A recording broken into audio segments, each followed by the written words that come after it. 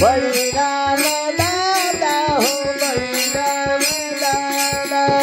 बळीराम दादा हो बळीराम दादा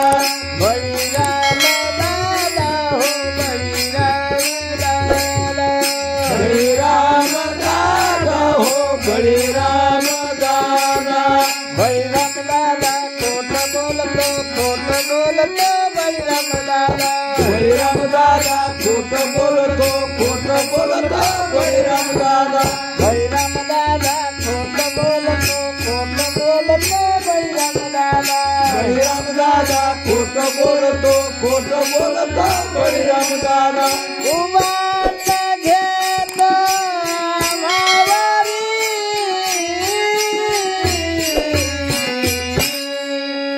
आई ग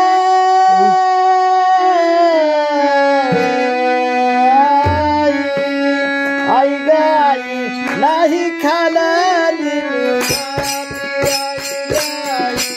नाही खालाली आई ग नाही खालाली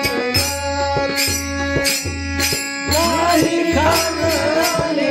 माती आई गाई नाही खाणारी माती आई गाई नाही खाणारी माती पत्रानी पत्रानी पत्रानी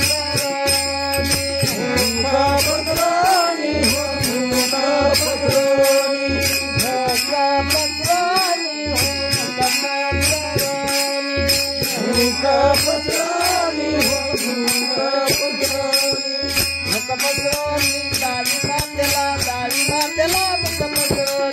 मुखपत्रोनी गाई मातेला दावी मातेला मुखपत्रोनी मुखपत्रोनी दावी मातेला मुखपत्रोनी गाई मातेला मुखपत्रोनी चौदा भुवन दावी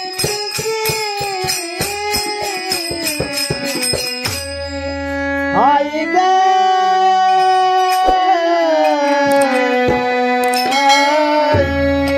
आई गाई नाही खालाली नाही खालाली नाही खालाली नाही खाणारी माती आई गाई नाही खाणारी माती आई गाई नाही खाणारी एका जनार्दनी जनार्दनी एका जनार्दनी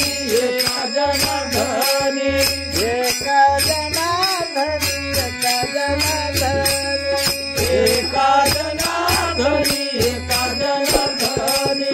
एका जनार्दनी एका जनार्दनी पूर्ण क्रमे एका जनार्दनी एका जनार्दनी पूर्ण क्रमे एका जनार्दनी एका जनार्दनी पूर्ण क्रमे एका जनार्दनी एका जनार्दनी पूर्ण क्रमे एका जनार्दनी विश्वव्यापक कमलापती आई ग